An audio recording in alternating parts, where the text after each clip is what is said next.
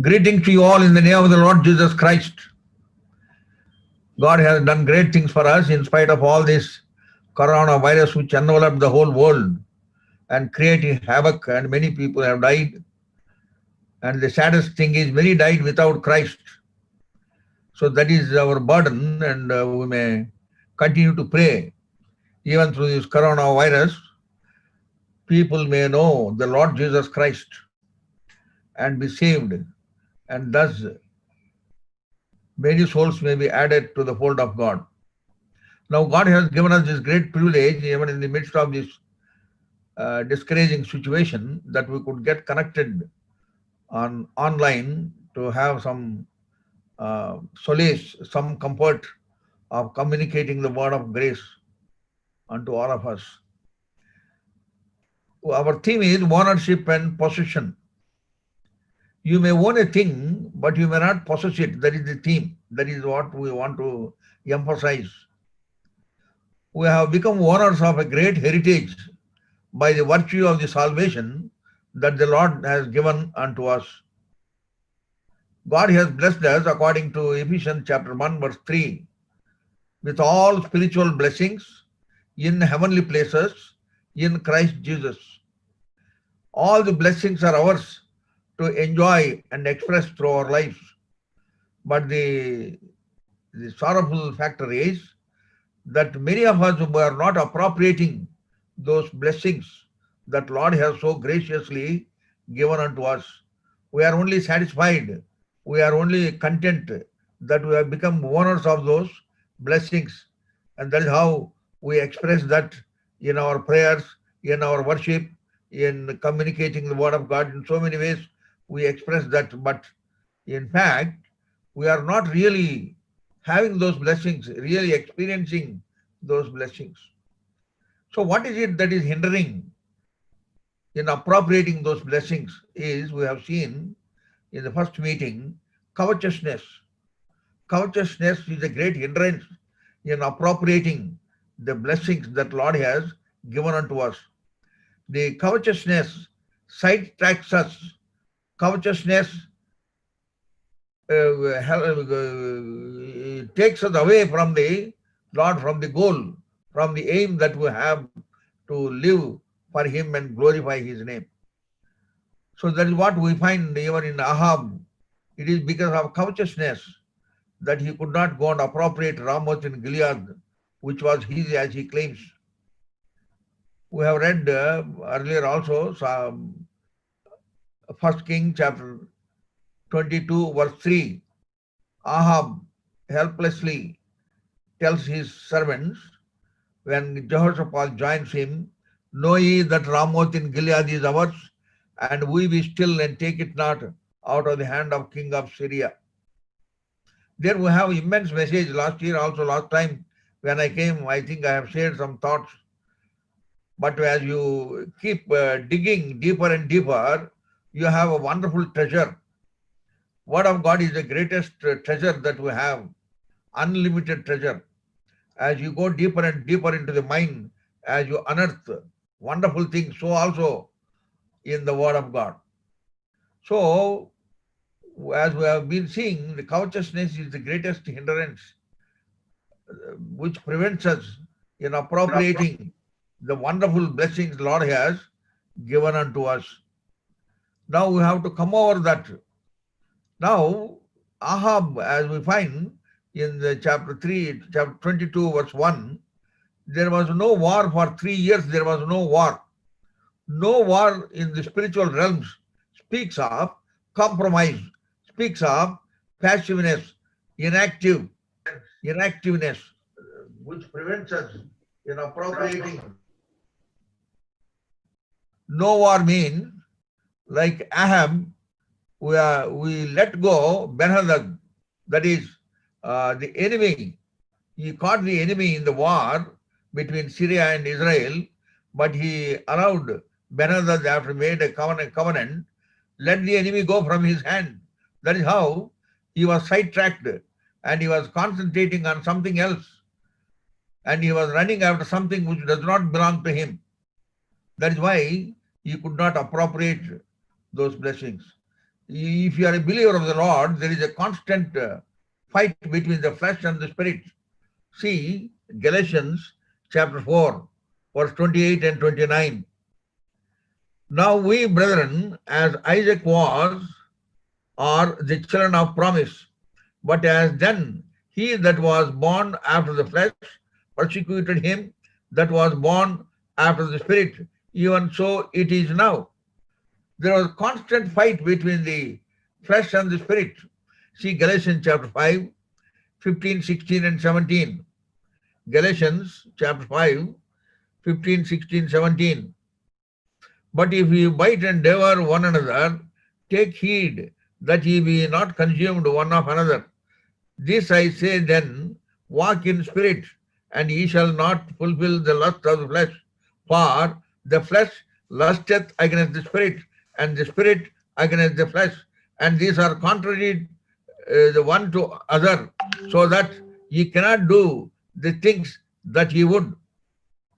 See, there is a constant struggle between the flesh and the spirit. Always it happens day in and day out. There is always struggle. So in a believer's life, there has to be a war, because the word of God says in Matthew's Gospel, chapter 16, verse 18, Lord said, I will build my church and the gates of hell shall not prevail against it. When the Lord said that he is building the church, he mentions about the gates of hell. So there is always a struggle. There is always a struggle between the spirit and the flesh. So no war means compromising. No struggle means we are compromising. In believer's life, always that struggle is there, and we have to come out victoriously. As we feed our soul with the spiritual things more and more, the flesh would become weaker and weaker. Then it gets defeated. I heard about a story of a man who used to have two dogs, one white dog and a black dog. And always weekly once he used to keep these dogs fight in his compound. A neighbor used to watch the fight, and he saw always the black dog getting defeated. After a few weeks of that fight, the neighbor asked him, how come that black dog is getting defeated every time? Then he said, the owner said, I love the white dog, so I feed with very good meal this white dog, and I don't feed the black dog. So the black dog is not fed properly, and the white dog is fed properly. That is why the white dog could overwhelm or overcome the black dog. That is the thing in our spiritual life. By the word of God, we are strengthened, we are encouraged, we face any challenge in our life. That is why the meditation of the word of God is very, very important. Even Joshua, when he had to lead the children of Israel, as we find in Joshua chapter 1, verse 8, what did Lord tell him? He did not say, prepare for war, take these daggers and spears and all that. He talks about the meditating of the word of God. Meditate the word of God and do according to whatever is written therein. Then you will be prosperous and successful, he told him. So that is the key for success in Joshua's life. So meditating the word of God and doing according to the word of God will give us victory after victory, and thus we can defeat this temptation of covetousness. So we need to have that victory every day, every time. We find in Paul's life one expression as he talks about in his own life in 1 Corinthians chapter 15, verse 31, where he says, I die daily. 1 Corinthians chapter 15, verse 31. He says, I die daily. That is the victory in his life. That means he surrenders himself, subjects himself, and he hands over himself. Total surrender at the feet of the Lord. Total dedication, total consecration, total devotion to the Lord Jesus Christ. That is how he could come over all the problems in his life. So we need to have that sort of spiritual understanding whereby we could defeat the enemies that we have before us. We have read yesterday in the first meeting in Ephesians, book of Ephesians, how there is a spiritual warfare constantly. Verse 12, 6 verse 12. For we wrestle not against flesh and blood, but against principalities, against powers, against the rulers of the darkness of this world, against the spiritual wickedness in high places. This war against the principalities and powers we declared when we accepted Him as our personal Lord and Savior. Until we breathe our last, or until the Lord would come again, this battle, this conflict continues. We have to come over this battle. How can we do that? It is only through Acts chapter 2, verse 42. It is said concerning those who are born again, when Peter gave the word concerning them, it is said in Acts of the Apostles, chapter 2, verse 42. They continued steadfastly in apostles' doctrine, fellowship, breaking of bread, and in prayer. There was a continual devotion to the word of God. There was a continual devotion to the fellowship. There was a continual devotion to the breaking of bread. There was a continual devotion to the prayer life. That is how we can come over all the hurdles and barriers and hindrances in our way of spiritual life and live such life which is devoid of covetousness.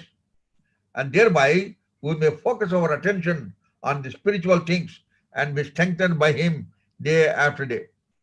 That is how we can enjoy the unsearchable riches of the Lord Jesus Christ.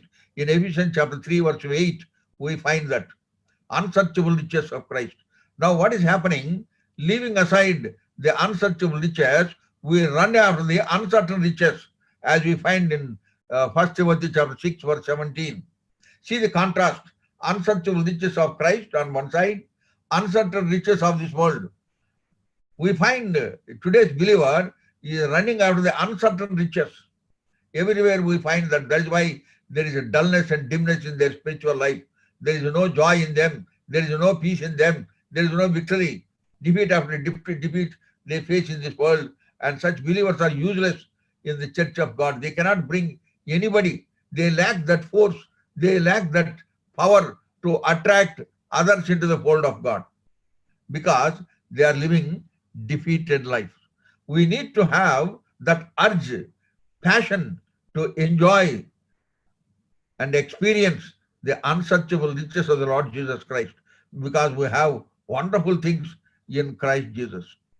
So we find through the life of Ahab, in spite of all the great things happened in the presence of him, in his sight, yet he did not change his life. When Elijah prayed on Mount Carmel, fire comes down from heaven in the sight of Ahab, in the sight of all those Baal prophets, in spite of the children of Israel. It did not happen in some corner of the world. It happened on the top of the Mount Carmel. Everybody was witnessing. As Elijah prayed, fire came down from heaven. It is not an ordinary thing. It is mind-boggling to think how fire came down from heaven and accepted the offering that Elijah has offered. That was a great challenge. And Ahab was an eyewitness. He was an eyewitness to this great manifestation of the power of God. But yet, there is no change in Ahab. Afterwards, there was no rain, as we know, 3.5 years, because Elijah prayed there should not be any rain. But he prayed. Again, after 3.5 years, rain came in abundance. This also happened. Ahab experienced these wonderful things happening, but yet there is no change in Ahab. So we are not different from Ahab as we look at it, because we are not able to live that life that is really acceptable unto the Lord. We are not able to have that spiritual strength and that power to do great things for the Lord Jesus Christ, strictly following the word of God and looking unto Him, because He is the author and the finisher of our faith. Now we find in the word of God how word of God is exhorting us. See, Ephesians chapter 5, verse 15. Ephesians chapter 5, verse 5, please. Ephesians chapter 5, verse 5. For this ye know, that no warmonger, nor unclean person, nor covetous man, who is an idolater, hath any inheritance in the kingdom of Christ and of God. See, the covetous man has no inheritance. That is why Lord said in the last meeting we have seen in Luke's Gospel chapter 12 verse 15, take heed and beware of covetousness. Covetousness is a very dangerous thing that will prevent us in appropriating and enjoying and expressing the blessings of the Lord. Also, if you Colossians chapter 3, Colossians chapter 3 verse 5, mortify therefore your members which are upon the earth, fornication, uncleanness, inordinate affection, evil concupiscence, and covetousness, which is idolatry. Covetousness is equal to idolatry, Paul says. If any person, a believer, he covets things which does not belong to him, he is an idolater. We are in this world, but we are not of this world. We don't belong to this world. Our celestial city is in heaven, which is going to come. We don't belong to this world. That is what we find very clearly in the life of Joseph. Though he was elevated to dizzy heights in his spiritual life in Egypt, he always felt Egypt does not belong to him. He does not belong to Egypt. That is why he takes a oath from his brethren on his deathbed. When you go from here, when the Lord would visit you and take you away from here, take my bones from Egypt, he says. Joseph. That is the spiritual attitude that we should have. Though we live here, though we are blessed here, though we are promoted here, though we had all the blessings in this world, we don't belong to this world. That is why we have to come out of that sort of earthly thinking and focus our attention onto the Lord Jesus Christ and look for the day. When will he come? When will I be with him? And I may dwell with him forever and ever. This sort of spiritual attitude we should develop, and then God's name would be glorified. See another verse in Psalm 10 verse 3. We will go further after seeing some of the verses concerning covetousness. We need to be warned. Psalm 10 verse 3.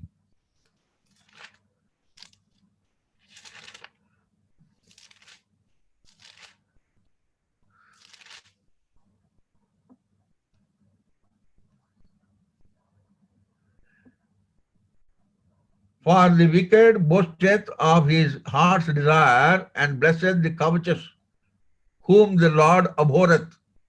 The covetous whom the Lord abhorreth, that means Lord abhors covetous people, those who are coveting the things which does not belong to them. Lord abhors them, hates them. See, that is the word we have. So may God enable us to examine our lives, and that we may look unto him, because he is the author and the finisher of our faith, and get into spiritual things. See 1 Corinthians chapter 12 verse 31. 1 Corinthians chapter 12 verse 31. There he recommends what you have to really covet. 1 Corinthians chapter 12 verse 31.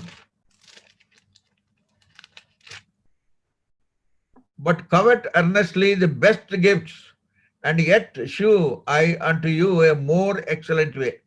See, note that first line. But covet earnestly the best gifts. The best gifts of the Lord we should covet, not these earthly things. Lord, give me this, give me car, give me house, all this.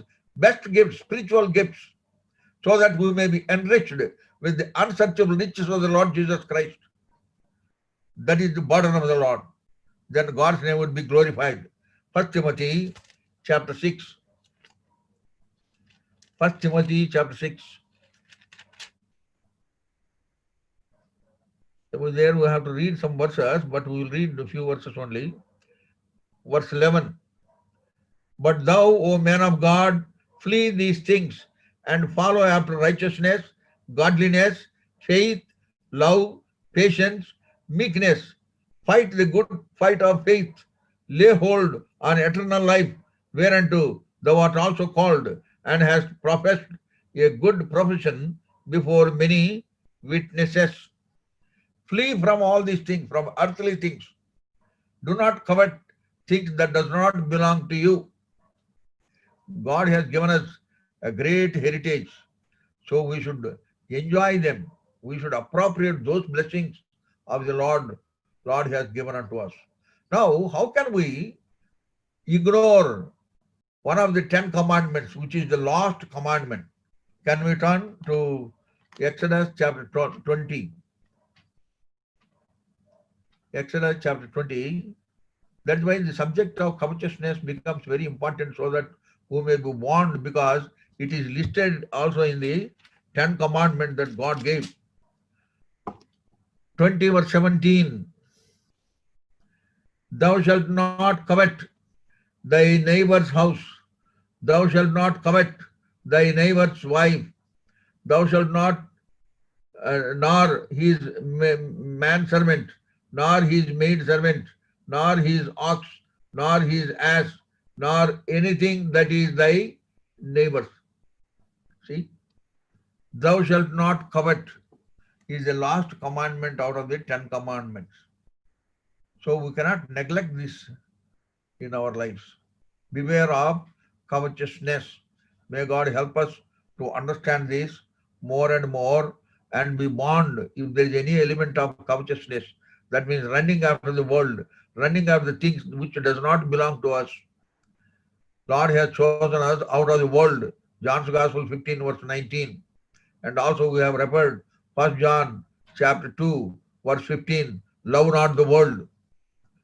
So we should away from all these attractions, the glitter and glamour of this world, and be spiritual more and more. As we grow older and older, as you advance in your life, you should also grow in the grace of the Lord. There should be a spiritual advancement, becoming more and more spiritual, more and more maturity, spiritual maturity we should attain, whereby we may be a blessing for others also. Now we would like to see in the second phase of this meditation as to how we can enjoy those blessings and what are those things that we have not yet appropriated fully.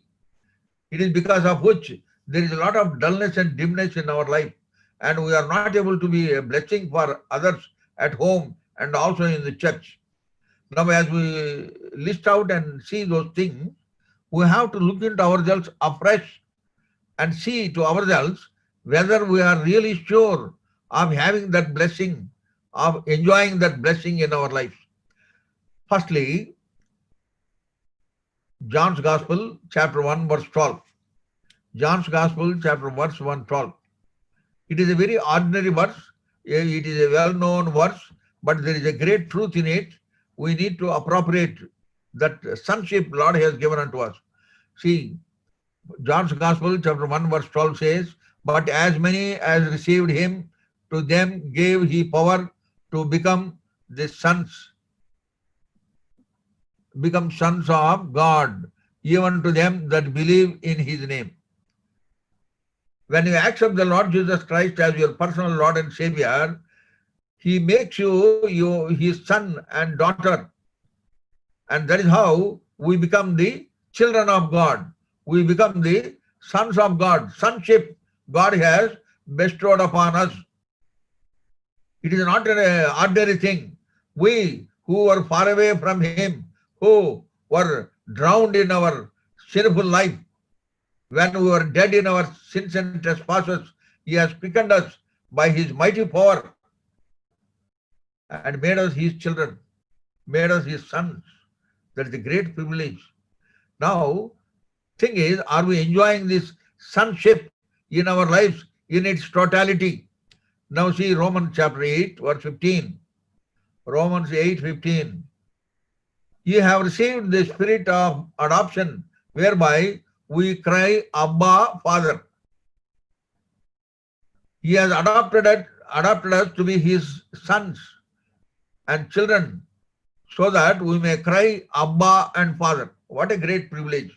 Unworthy people as we are, earthlings, God has given us such a privilege to call him, address him as our heavenly Father. Very creator of the whole universe is saying, you cry unto me, call me as Abba and Father. What a privilege Lord has given unto us. Are we availing this privilege? That is the pertinent question. Those who are believers of the Lord, those who are rooted and grounded in the faith of God, they will have the burden to pray unto Him. They will have the burden to cry unto Him. They have the burden to submit their supplications at the feet of the Lord, fully believing God will answer their prayers. Now we are not utilizing this great provision, great privilege Lord has given unto us. We are only saying, knowing that all these blessings are ours, and we will be still and take them not. That is the situation, a helpless situation. Sometimes it is like that. Now see Romans chapter 8 verse 17.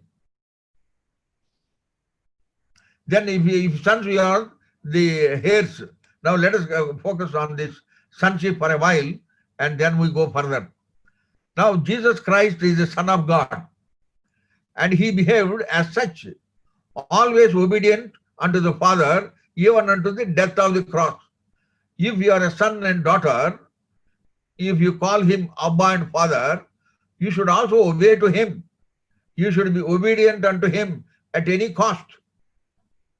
In preference of anything, you should prefer Him, obey Him. And Lord Jesus Christ, being the Son of God, He obeyed His Father. See John's Gospel, chapter 4. John's Gospel, chapter 4, verse 34. He really appropriated the sonship in his life. It was evident from his practical life. John's Gospel 4:34. There we find a wonderful verse concerning how he wanted to perform the will of the Father. Jesus saith unto them, my meat is to do the will of Him that sent me and to finish His work. Chapter 5, verse 30. I can of mine own self do nothing. As I hear, I judge, and my judgment is just, because I seek not my own will, but the will of the Father which hath sent me. See, this is the testimony of the Lord Jesus Christ. John's Gospel 6, verse 38. For I came down from heaven to not to do mine own will, but the will of Him that sent me. John's Gospel chapter 8, verse 29. John's Gospel 8, verse 29. And He that sent me is with me. The Father hath not left me alone, for I do always those things that please Him. I do always those things that please Him. That is the testimony of the Lord Jesus Christ, who is the Son of God. Now we, the children of God, what are we doing? Are we performing God's will, or we are performing our own will? Many times we do things according to the whims and fancies of our life. We don't really find God's will. Brother Baksing, some of you would have heard of him. He is a Sikh gentleman who accepted the Lord Jesus Christ as his personal Lord and Savior. Without finding God's will, he will not do anything, because he appropriated that sonship in his life. Not only he was satisfied that he is the owner of this great blessing, but he possessed it, he enjoyed it in his life. That is why in any given situation, he would find God's will. Until he finds God's will, he will not do anything. One interesting thing you may know, there was one Balaji, Brother Balaji, next to Elim compound in Hyderabad.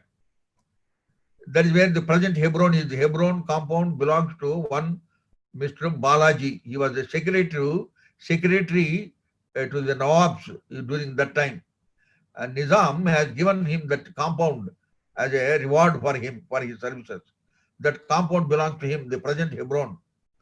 Now Elim, they were gathering, a small place earlier, and then this man was very much impressed by the singing and the preaching, and then he was born again in the course of the time. And once he told Brother Baksing, see, I am burdened to give this entire premises to you, because he does not have wife and he was alone, somebody was helping him, and he wanted to give the entire premises, entire compound of Hebron to Brother Baksing. Then what did he do? He said, let me find God's will, I will let you know. I was thinking, if some of us were there in his position, what we would do? Before he changes his mind, come on, let us take it, and we will make some papers ready and get it signed and take over. But Bakshi did not do it. Such an offer, who will lose? He said, let me find God's will. 1 month, 2 months, 1 year, 2 years have passed. He did not come forward to take that land when he wanted to give freely as a gift to the church. Then after 2 years of praying, he met that Balaji. He said, now my God wants me to take it. Now you give, I will take. It is then only he took.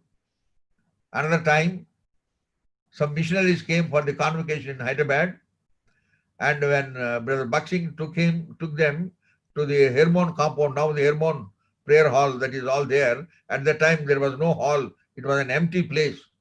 Brother Bakshi took them to show that place that belonged to Hebron. Then missionaries told Brother Bakshi, can you give us some report concerning this place, how much it will cost to cover the roof and all that? Give us some report, then we will send you money. Then Brother Bakshi looked at them and said, my God is greater than you. My God is greater than you. He did not make any report or any assessment or to get money. He refused. So that is the spiritual life he lived. So he always find God's will for every small thing. He will find God's will. That is the duty of man, because we are the children of the living God. Without his concern, we are not supposed to do anything. Adam and Eve were created by him.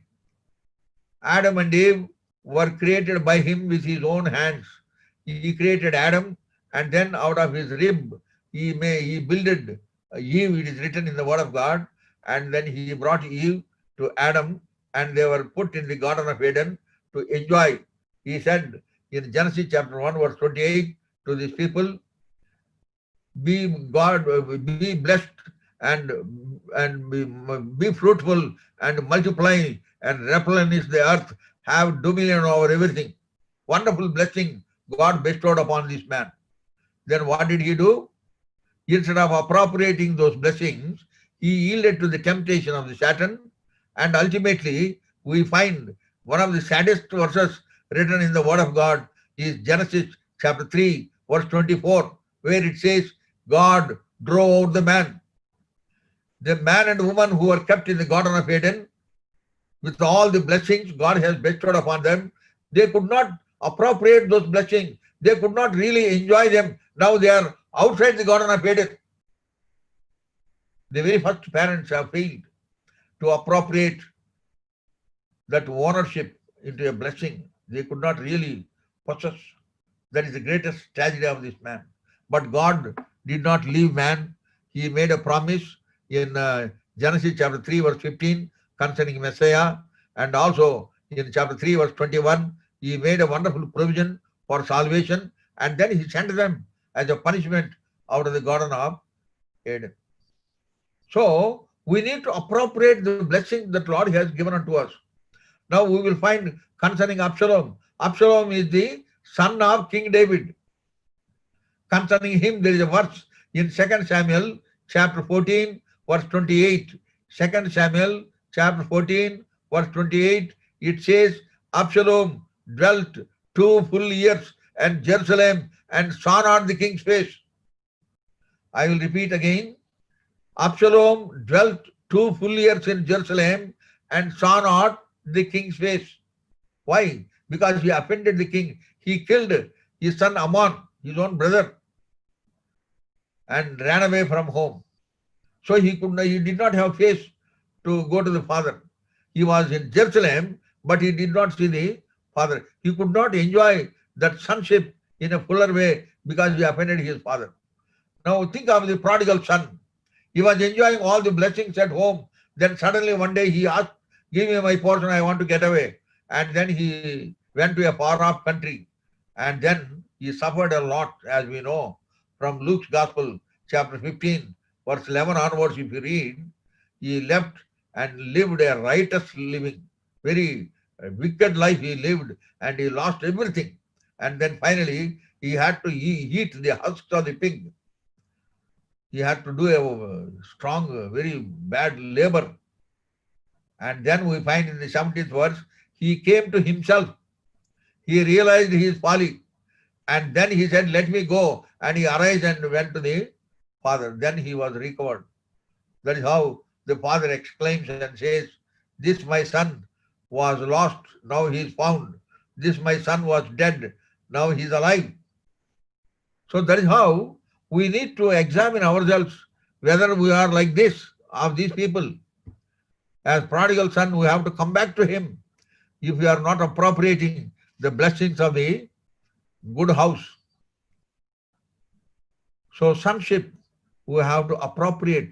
If you are appropriating the sonship, that means you are praying unto him. You have the habit of prayer. One of the habits a child of God must have is praying unto the Father, because he is your heavenly Father. That is a wonderful blessing that we have. God has opened a way for us. He paved a way whereby we could come to the presence of the Lord, come on our knees and cry unto him, submit our supplications at the feet of God and enjoy his blessings. But today's believer hardly spends time in prayer. When did you last pray? At the time of the meal or when you are going out? When did you have quiet time? Spend more time in prayer. Now God has given us a wonderful time. We are locked up in our own houses. We are not to go anywhere. Even those who are working, most of them, they are working at home only. Now what a time God has given unto us. How many of us are really profitably utilizing this time that Lord has given us, even because of this coronavirus? God can bring sweetness out of bitterness. Through negative situations, God can bring positive things for his own name's sake. Now, even though there is coronavirus, we are pondering upon the word of God. We are communicating the word of God. It is a wonderful thing to happen to us. We are able to look into the word of God. We are able to worship together, sing together, and meditate together for the glory of God. So now we have to continue to avoid in this, profitably utilize that Lord, what Lord has given unto us. Now, secondly, heirship. Because we are his sons, we are his heirs to the heavenly inheritance. Romans chapter 8, verse 17. Romans chapter 8, verse 17. And if children, then heirs of God, and joint heirs with Christ, if so be that we suffer with him, that we may be also glorified together. If children, then heirs, he says. If you are the children of God, then you are the heirs of a great heritage. Now we have to appropriate those blessings. Not merely be satisfied, be content that you have become heirs to the heavenly inheritance, but you have to appropriate them. Now see, as Father has given to the Son, we find that expression in Genesis chapter 24. Genesis, how do we enjoy this heirship? Genesis 24, verse 36. Elijah testifies how Abraham had given everything to his son. Genesis 24, verse 36. Genesis 24, verse 36. And Sarah, my master's wife, bare a son to my master when she was old, and unto him hath he given all that he hath. He hath given him all that he hath. Now, chapter 25 of Genesis, verse 5. And Abraham gave all that he had unto Isaac.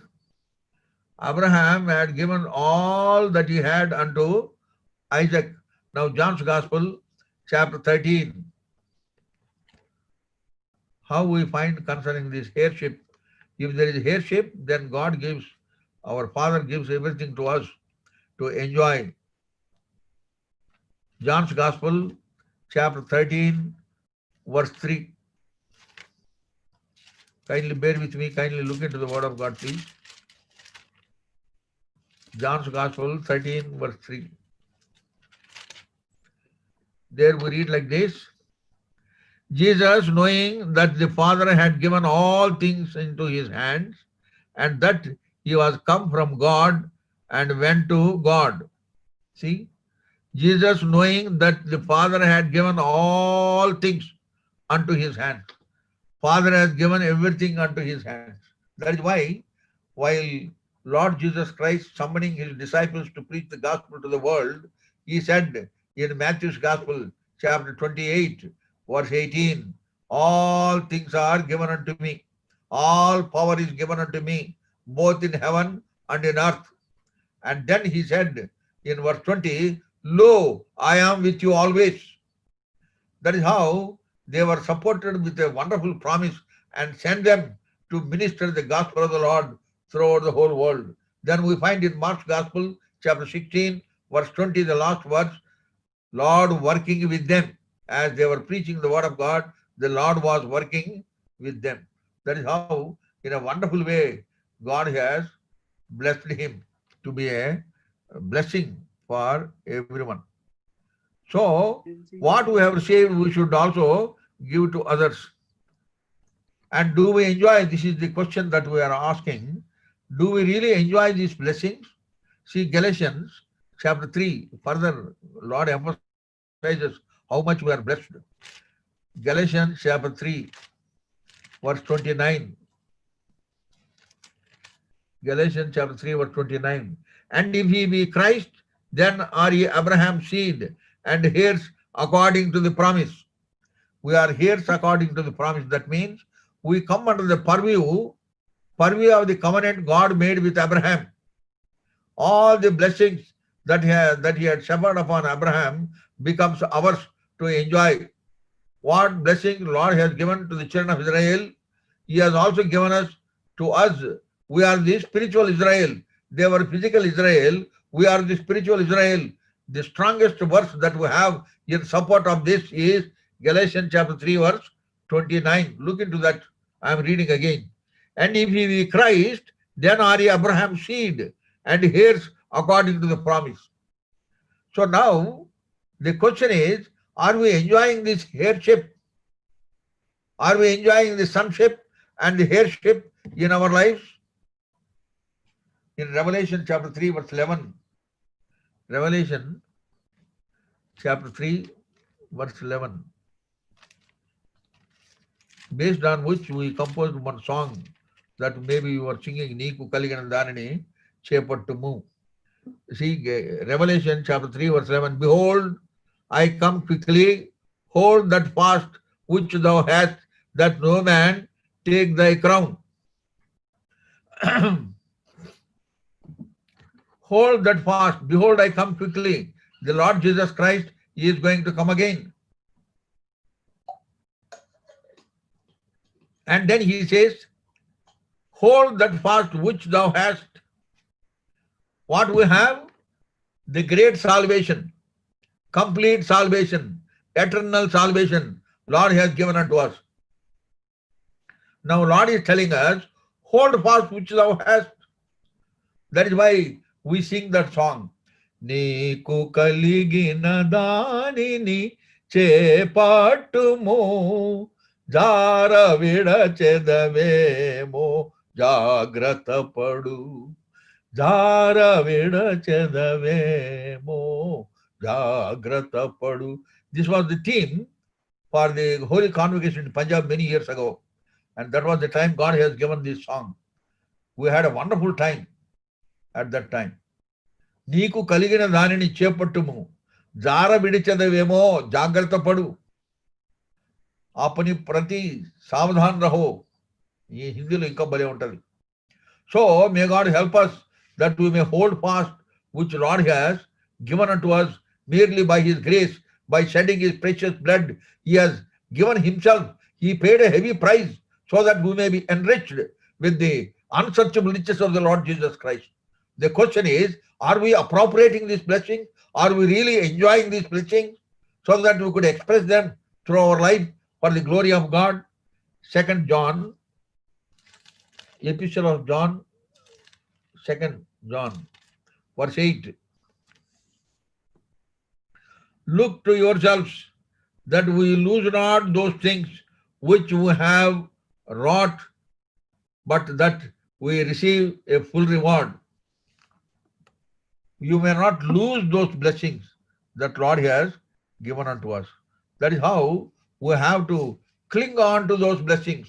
We have to cleave on to Him, depend upon Him, trust Him, always be in the spirit of meditation. That is how we can appropriate these blessings. 1 Thessalonians chapter 5, verse 17 says, cease without, pray without ceasing. Pray without ceasing.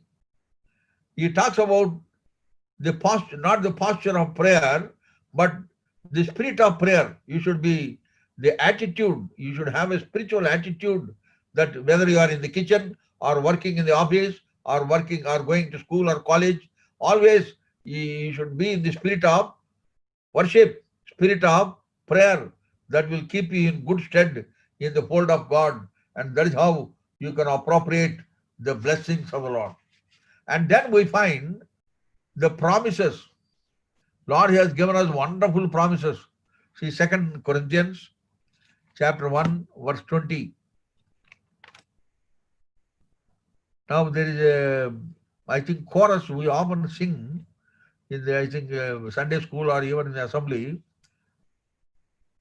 Granda Vagdanamulanni Mavi. All the promises are mine. We keep singing. Now we jump with joy that all the promises are mine. Now, do you really enjoy those promises? That is the question. That is what we are making, ownership and possession. Think this. When you think that those words, you should think of all these things. 2 Corinthians chapter 1, verse 20. For all the promises of God in Him are yea, and in Him amen, unto the glory of God by us. All the promises. All the promises in the Bible are ours to enjoy. Right from the book of Genesis until the end, Revelation, there are so many promises. God has given me in my own life, time and again, at various junctures in my life, He has given me promises. And in His own time, He had fulfilled them, and some He is still fulfilling. Same is the case in your life also. Now we have to appropriate those promises. It is not enough that we rejoice that you have got a promise, but you should enjoy them. One promise we find in Hebrews chapter 13, verse 5, for He has said, I will never leave thee nor forsake thee. And Isaiah 41, verse 10, fear thou not, for I am with you. You know, when you have these promises, you should trust Him, you should depend upon Him, you should totally cleave unto Him, and then let anything may happen. You will not be tilted, you will not run from pillar to post, you will look unto Him in every situation. There was a time when Elisha and his servant were on a mount, and we find that in 2 Kings chapter 6, 15 to 17. Let us read, that is a very interesting portion, whereby we are taught when there is a provision, we should also enjoy that provision. Most of the time, we don't appropriate those provisions Lord has made for us because our eyes are spiritually blind. See, 2 Kings chapter 6, I am reading 15, 16, 17. Kindly look at it. 2 Kings chapter 6, 15, 16 and 17. And when the servant of the man of God was risen early and gone forth, behold, an host compassed the city, both with horses and chariots. And his servant said unto him, alas, my master, how shall we do? And he answered, fear not, for they that be with us are more than they that be with them. Verse 17. And Elisha prayed and said, Lord, I pray thee, open the eyes that he may see. And the Lord opened the eyes of the young man, and he saw, and behold, the mountain was full of horses and chariots of fire round about Elisha. See, this Elisha perceived, Elisha could see with his spiritual eyes what provision God has made but his servant could not have seen it. He has eyes, but Lord says, this Elisha says, Lord, open his eyes. Lord should open our physical eyes to see the spiritual provisions that Lord has made for us. Then he will not do anything wrong. He will not run from pillar to post and run for help. God makes provisions.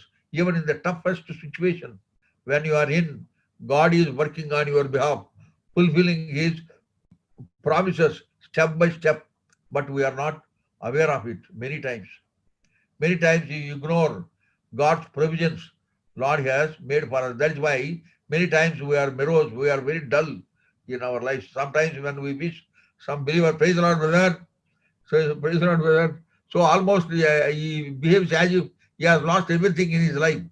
Some problem would have happened because of which he had become very dull. So we have to have the appropriation of the promises. How can we appropriate the promises that Lord has given unto us? How can we possess them and enjoy them and express them? There is a clue in the Word of God. See Hebrews chapter 6. Hebrews chapter 6, verse 12. Hebrews chapter 6, verse 12. There we read what provision God has made for us to appropriate the promises. Hebrews chapter 6, verse 12.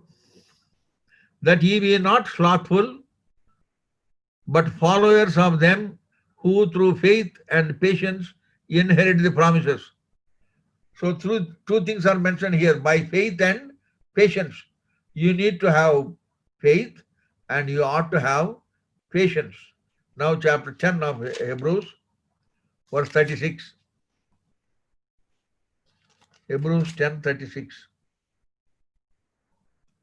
For ye have need of patience, that after ye have done the will of God, ye might receive the promise.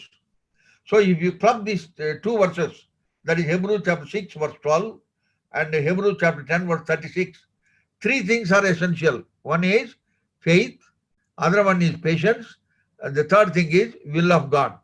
You should exercise faith, you should exercise patience, and you should execute God's will. If you perform these three things, then you can appropriate the promises Lord has given unto us. So that is how Word of God says to us as to how we can appropriate the blessings of the Lord in our lives. We often sing, all to Jesus I surrender. All to Jesus I surrender is a wonderful song. You know, one would be moved as you sing that song. You know, it really edifies us, encourages us to surrender. We say, all to Jesus I surrender. Have you ever surrendered? By faith and by patience and by His will only we can appropriate. In order to do that, we should surrender ourselves at the feet of the Lord. Total surrender, total subjection to His will. Lord, not less than thy will I will do. Anything that happens to me, it should be within thy will, within thy plan and purpose. It is only then Lord can fulfill all His promises and we may enjoy those promises. Joseph was blessed with promises through the dreams he had. He believed on them and he had to pass through a lot of sufferings in his life. And all through those sufferings, he went on so steadily. He was a blessing everywhere. That is how Jacob blesses him toward the end of his life, as we find in Genesis chapter 49, verse 22. You will be a fruitful bough. Concerning Joseph, Jacob declared, he will be a fruitful bough. Palinchedi komma. So wherever he was a fruitful bough. He was passing through sufferings in his own home. His own brothers hated him. Eye to eye, they could not see him. And they bet him, put him in a pit and sold him. And they thought he is gone forever. And God allowed him to various situations in Potiphar's house. Without any wrong, he was put in the prison house. And in the prison house, he was a blessing. And he was promoted to the palace and became the ruler over Egypt. So he passed through all the sufferings with great joy in his life because he knew God has promised and he will fulfill. That is why when you are passing through sufferings, no complaint. You should not make any complaint. You rejoice in the Lord. That is the divine principle of training God's people. See, Psalm 105. Psalm 105, verse 19. Psalm 105, verse 19. There we find a brief testimony of Joseph. We can read 17, 18, and 19. Kindly look at the word I am reading.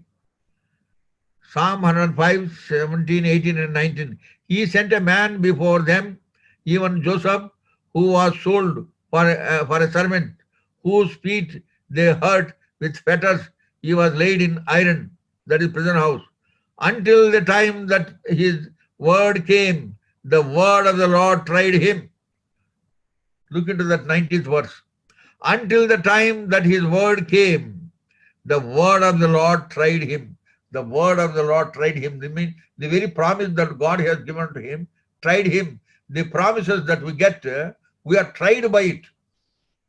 Whenever you get a promise, until the time that promise is fulfilled, intervening time is a testing time in the life of a believer.